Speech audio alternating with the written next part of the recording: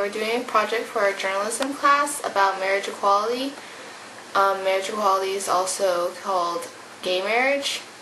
There are 3 types of marriage equality: full, partial, and none. None being the same way it's always been, which is marriage is one man and one woman. Full is that homosexuals would have the same marriage rights as everyone else, and partial being that they would have civil unions and domestic partnerships.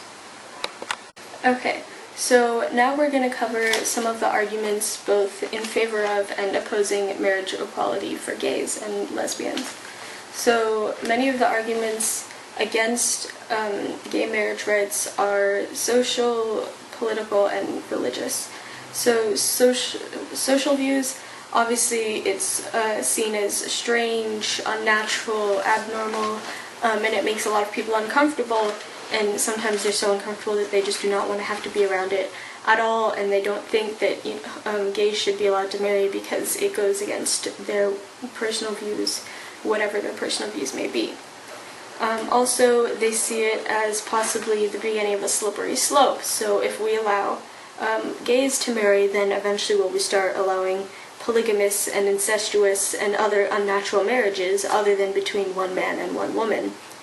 Also, economically, they think, okay, so if gays are allowed to marry, then they're entitled to all the benefits and rights that come along with a marriage, which includes medical payouts and legal controls, power of attorney, etc., and they don't want their tax dollars to have to go towards paying out the benefits to these same-sex couples if they don't support it.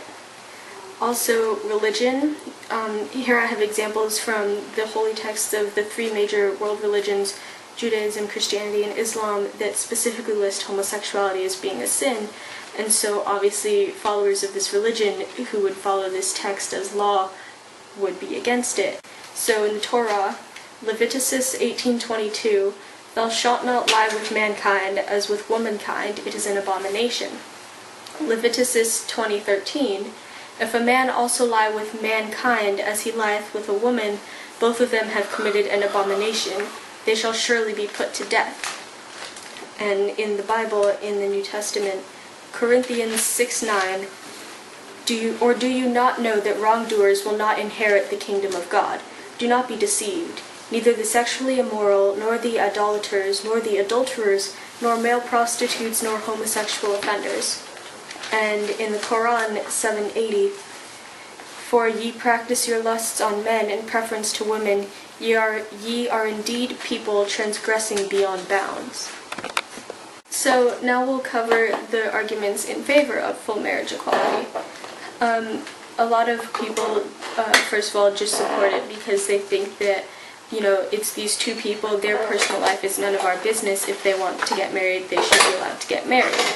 Also, even just, being together in a relationship and living together is nice, and it allows them to be with the person they want to be with, but it doesn't give them all of the benefits and legal rights as married couples. For example, power of attorney to make decisions for your spouse. For example, if they're in the hospital or in need of medical treatment, but they're unconscious or in a coma, then if you were in a civil union or domestic partnership with them or married to them, you would have the legal right to make decisions for them.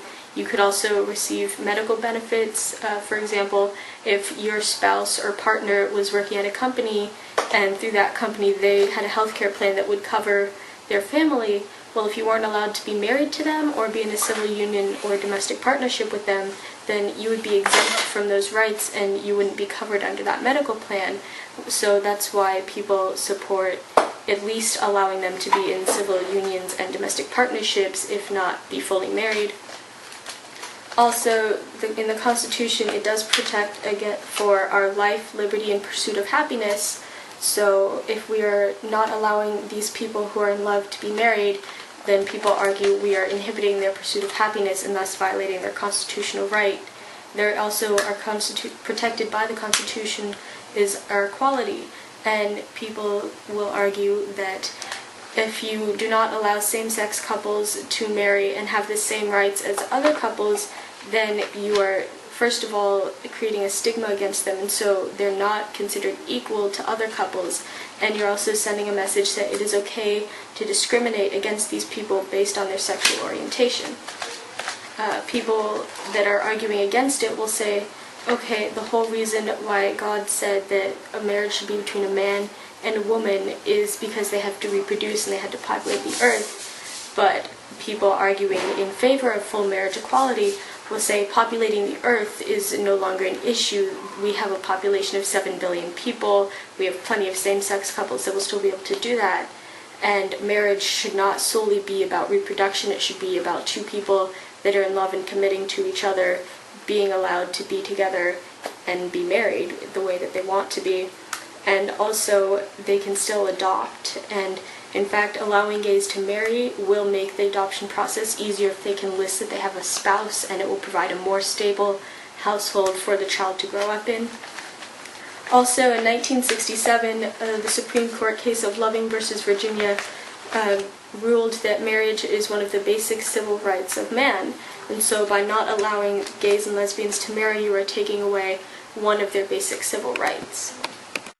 Okay, we surveyed a total of 43 high school students and teachers, and we found that 3 were against, 3 were neutral to, as in it doesn't affect them, and 27 were full. They supported full rights for homosexuals, and 10 were partial. They support civil unions and domestic partnerships. Some of the leading factors were the opinions of their family and friends, how they were raised, and religion. So obviously it's not just enough for people to have an opinion one way or another on marriage equality. There's also the effects that it has on politics.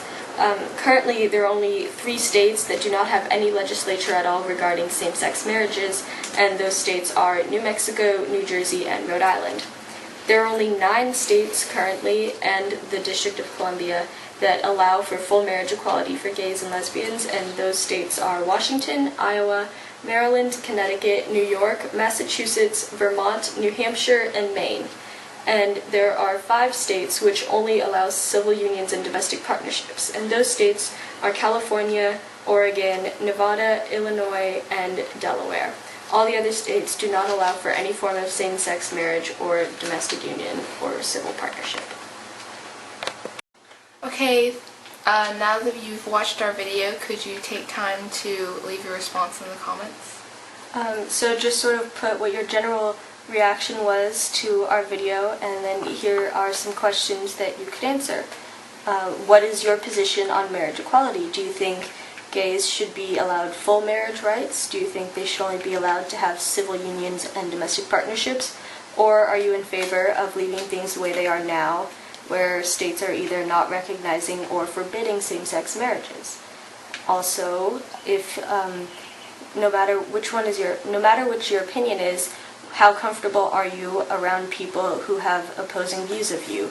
Are you very comfortable around them and their difference in opinion does not affect, the relationship that you have? Are you somewhat comfortable around them? Meaning that your relationship between the two of you is fine as long as you don't really bring it up? Neutral or no opinion?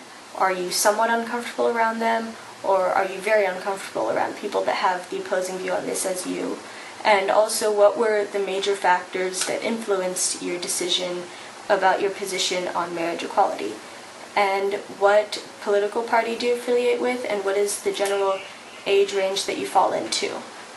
Thank you. Bye.